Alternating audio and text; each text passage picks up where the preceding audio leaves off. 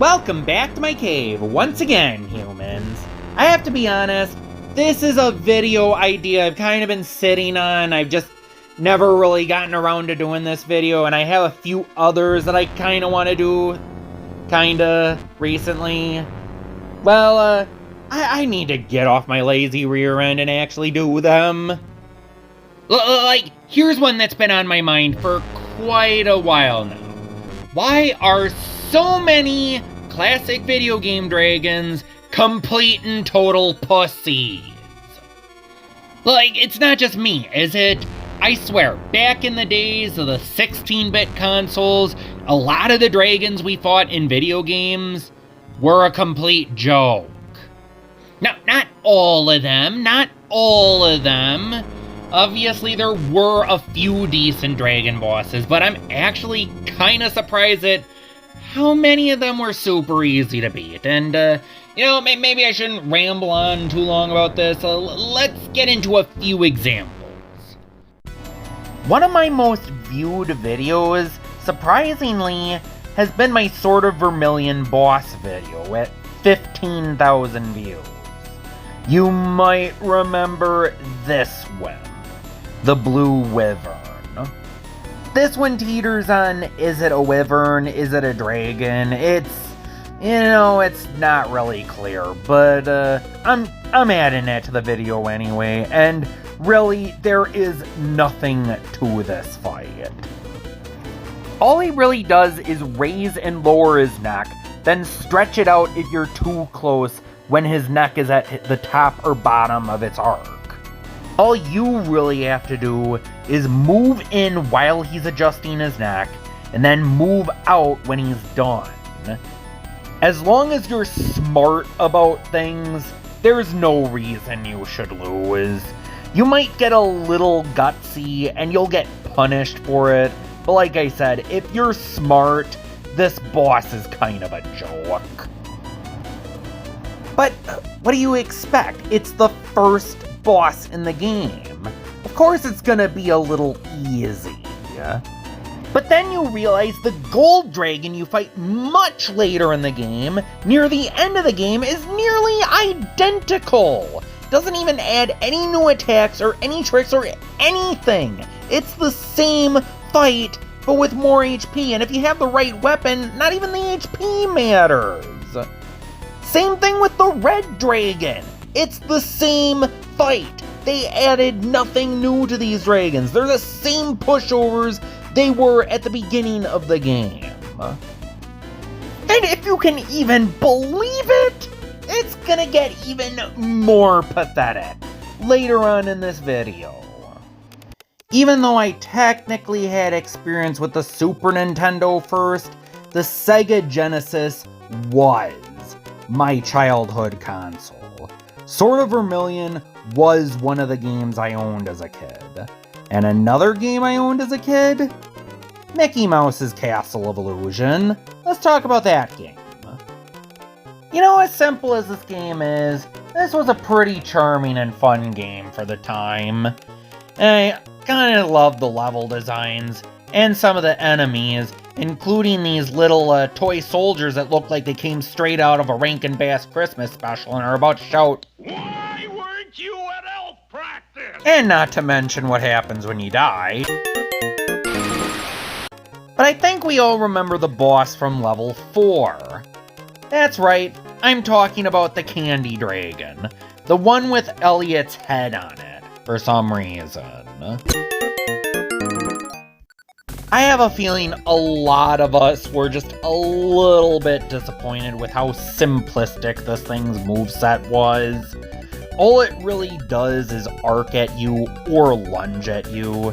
Doesn't really have any special attacks like breathing fire or candy. But in Candy Elliot's defense, this is a pretty easy boss in a pretty easy game, filled with other pretty easy bosses. Debatably, this isn't even the worst boss in the game. But, this thing kinda has a pattern. The holes it pops out of are not random. Once you memorize the pattern, you can get a little cheap. And you can even stomp on his head before he really even gets to attack. Which is kinda mean, unfortunately. There's an extra bit of lameness to this boss. In normal mode, it takes 6 hits to beat this boss. Normally, it would take 5 hits to beat. Here's the thing. On hard mode, the first 2 bosses take 10 hits to beat. How many hits does Candy Elliott take in hard mode? Still 6! But once again, we're talking about a pretty easy boss in a fairly easy game with tons of easy bosses. And you could defend the Candy Elliott a bit. So let's move on to the Super Nintendo as we fight a boss that's a little harder to defend. And the game you're seeing right now is called Sky Blazer, and I have to be honest, this is not a game I've really ever played up until this video, and I don't want to get into my personal opinions like I normally do. All I can really say is that I've heard of the infamy of this boss's difficulty, and yeah, he's pretty lame compared to the rest of the game. Especially considering this is what SNES Drunk would call a pick-up and die game. Sky Blazer is not an easy game. So what happened here? Near the end of the game, mind you, we have another dragon boss. This dragon faces right and flies upward, little forward from where you're standing. Once you figure this boss's patterns out, he's pretty easy to get in and attack, and you can do this little number. Yeah, you can stun lock this boss. And spoiler alert, you're gonna be seeing a lot of this later in the video.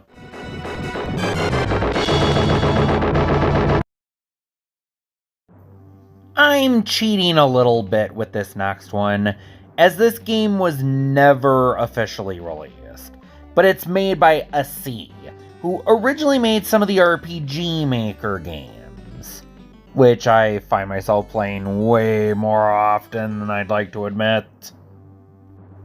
This game, which is based off a PC game that actually did get released, but does a few things differently. Like these battles, which are kinda unique, I'll admit. But true to the name of the game, the main element of this game is, of course, spell crafting, which you do with ingredients that you find lying on the ground and after defeating enemies. I don't know how different this is from the PC game, but this version was never finished. And speaking of unfinished, one of the first bosses in this game is this fat-ass dragon. And I do not believe this guy is even finished. Just watch this.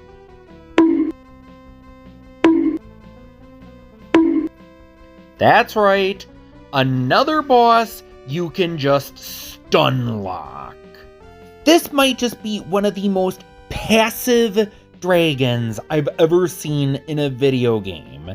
You can just keep bonking his head with your stupid little staff, and he'll just be grinning away like an idiot, like, hurt me more, daddy. Ooh, yeah, that feels good. Let's move on to a game AC did finish and release. Melfand Stories. This is a Japanese exclusive game, so I can't really read any of the text, but as far as I know, this suffers the same problem I have with Sky Blazer. If you know, you know. I'm not really gonna go into it. Aside from that, though, the game is kinda clunky, since you have to quickly tap the attack button in order to attack. If you're holding it down, you block. You can get used to it, but other than that, it's a pretty standard side-scrolling beat-em-up. But once again, we have an absolutely pitiful dragon boss. While not as stun-lockable as the previous bosses, he does have a lot of the same issues. At least he can stretch his neck out a bit to stop you a little bit from perfectly stun-locking. But another big problem is, this guy just does not have enough life. He takes way too few hits to beat. What's even more laughable is they put that healing fruit there as if you need it. Seriously? This guy doesn't take that many hits to beat, and he's pretty easy to stun lock most of his attacks except for his forward stretch attack, which goes into this admittedly cool fireball attack, but come on! You don't need the fruit!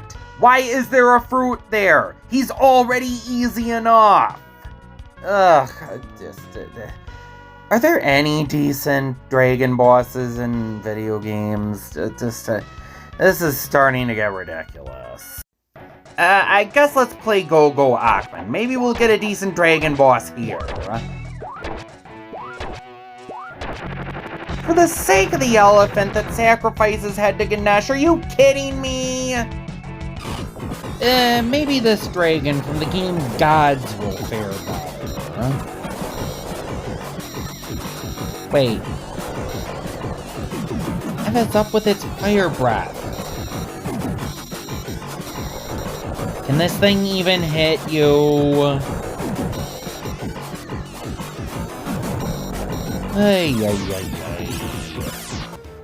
Okay, let's try and upgrade to an arcade game.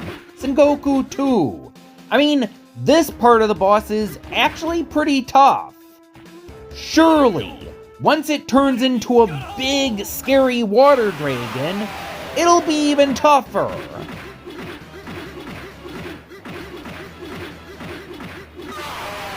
Jesus Christ on a crumpet! Come on!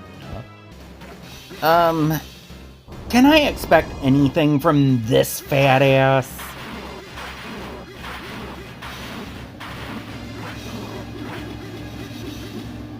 Just as likely. Are there any dragons that are actually capable of putting up a decent fight?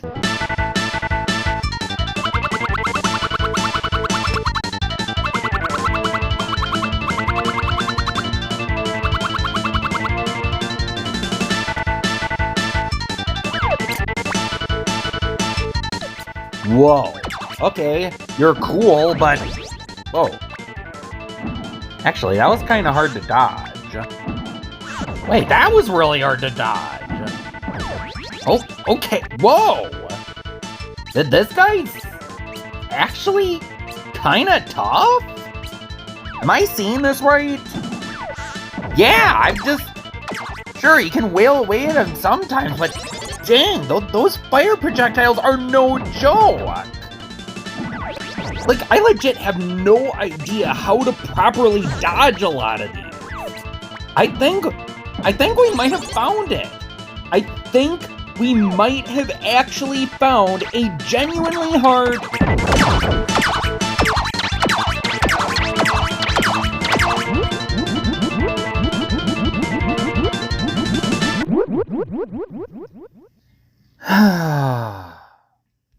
I don't understand it. Why did so many game designers decide to make dragons so lame? I don't know, but it just...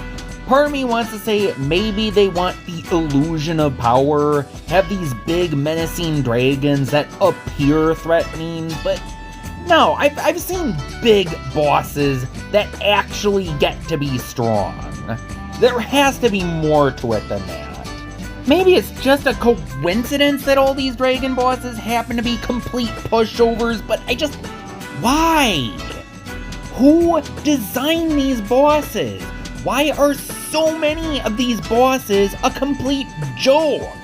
Though honestly, that seems to be a rule in games, that the coolest boss in your game, debatably, is also the easiest boss in your game. And honestly, I'm tempted to do another video of a few examples of bosses that I think deserved to be harder than they were. A lot of them, a lot of cool bosses I can think of ended up actually being the easiest boss in their game. And part of me wants to do a video on a few examples I know of, a few personal examples, but I think I could throw in a few examples that might be a little more popular, because I'm gonna go on esoteric territory with some of them. But maybe that'll be my next video, maybe after the last part of the Mega Man sprite hack video, since I do want to finish that up, and I'm pretty close to getting finished with it. But anyway, until next time, I'm Bal, and the cave is closed.